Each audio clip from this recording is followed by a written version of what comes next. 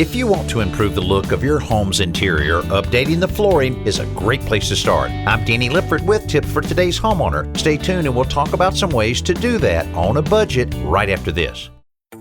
Make your 4th of July celebration even bigger this year with savings on everything you need to get your yard ready for summer. Make sure your flower beds and bushes can handle the heat with special savings on Vigoro mulch, now at a new lower price of $2.98 a bag. Keep the sun off your soil and water in the ground.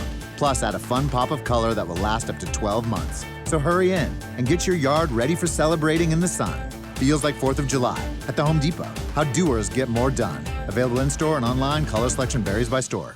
The floors are among the largest surface area in your home, so any improvement there makes a big impact. The trick is to minimize the impact on your pocketbook. Carpet is among the least expensive flooring options, but it isn't very do-it-yourself friendly. However, you can remove the furniture and the old carpet yourself if you need to save a few bucks with the installer. If you cut the carpet and pad into smaller squares of about 3 foot by 3 foot, it's much easier to get it out of the house and dispose of it. You often need to add shoe molding after a hardwood or vinyl job, so ask the installer about reducing his price if you handle that chore yourself. And of course, if there's any painting touch-ups needed afterwards, you can handle that on your own as well. I'm Danny Lipford with tips for today's homeowner.